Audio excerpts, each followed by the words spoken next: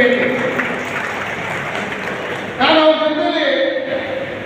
ಜೊತೆಯಾಗಿ ಹೆಜ್ಜೆ ಅಂತ ರಾಜಕಾರಣ ಮಾಡಿಕೊಂಡು ಅವರ ಮನಸ್ಸನ್ನ ಬಹಳ ಚೆನ್ನಾಗಿ ಅರ್ಥ ಮಾಡ್ಕೊಂಡು ಅವರು ಮಾತು ಕಡಿಮೆ ಆದರೆ ವಿಶೇಷವಾಗಿ ಆಲೋಚನೆ ಮಾಡ್ತಾರೆ.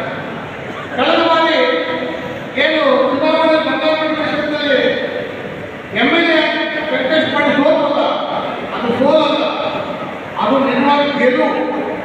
ಅವರೇನೋ ಪ್ರಯತ್ನ ಮಾಡಿದ್ರು. 73,000 ಮತ ತಗೊಳ್ಳೋದು ಸಾಮಾನ್ಯ ವಿಚಾರ ಅಲ್ಲ. ಅವರು ಮೊದಲನೇ ಸರಿಗಿಂತ 43,000 ಮತ ತಗೊಂಡಿದ್ರು. 73,000 ಮತಕ್ಕೆ ತಗೊಂಡೋದ್ರೆ ನಾವು ಆಲೋಚನೆ ಶಕ್ತಿ ನಾವು ಅನುಮೋದನೆ ಕೊಡೋದು.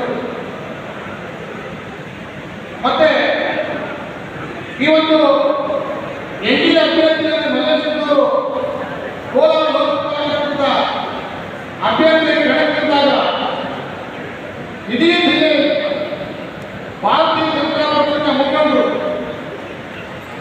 ವಿಶೇಷವಾಗಿ ಕರ್ನಾಟಕ ಕ್ಷೇತ್ರದ ಭಾರತೀಯ ಜನತಾ ಪಕ್ಷದ ಮುಖಂಡರು ಎಲ್ಲರೂ ಯಾವುದೇ ವೈಮನಸ್ಸಿಲ್ಲದೆ ಅವರ ಸ್ವಂತ ಅಭ್ಯರ್ಥಿ ಅನ್ನೋ ರೀತಿ ಮಲ್ಲೇಶ್ವರವರು ನೋಡಿ ಅವರಿಗೆ ಪ್ರೋತ್ಸಾಹ ಕೊಟ್ಟು ಇವತ್ತು ಅವರ ಅತಿ ಹೆಚ್ಚಿನ ಮತಗಳಲ್ಲಿ ಗೆಲ್ಲೋದಕ್ಕೆ ಅವರ ಪಕ್ಷ ಅಂಗವಾಗಿದೆ. ನಾನು ಈ ಸಂದರ್ಭದಲ್ಲಿ ಭಾರತೀಯ ಜನತಾ ಪಕ್ಷದ ಎಲ್ಲ ಒಕ್ಕೂಟದ ಕಾರ್ಯಕರ್ತರಿಗೂ ವಿಶೇಷವಾಗಿ ನಾನು ಅಭಿನಂದನೆ ಸಲ್ಲಿಸ್ತೇನೆ.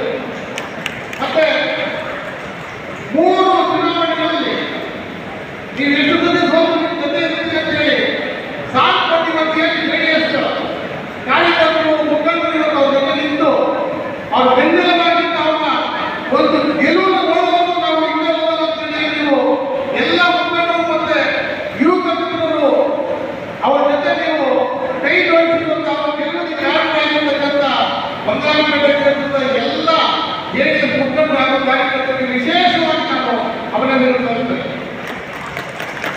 ಹಾಗೆ ಮಲ್ಲೇಶ್ವರವರಿಗೆ ಮಹತ್ವವಾದ ಜವಾಬ್ದಾರಿಗಳಿದೆ.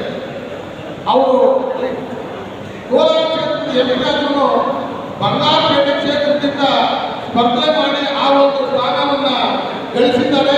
ಅವರಿಗೆ ಸೀಟ್ ಸಿಕ್ಕಬೇಕು ಬಂಗಾರಪೇಟೆ ಜನ ಆಶೀರ್ವಾದ ತುಂಬಾ ಇಂಪಾರ್ಟೆಂಟ್ ಅಂತೇಳಿ ಮಲ್ಲೇಶ್ವರವರು ಭಾವಿಸಿ ಈ ಒಂದು ಕ್ಷೇತ್ರಕ್ಕೆ ವಿಶೇಷವಾದ ಅನುದಾನಗಳನ್ನು ತಂದುಕೊಡೋ ಮುಖಾಂತರ ಈ ಗೆಲ್ಲುವಂತ ಸಮಸ್ಯೆಗಳಿಗೆ ಅವರು ಸ್ಪರ್ಧಿಸಬೇಕು.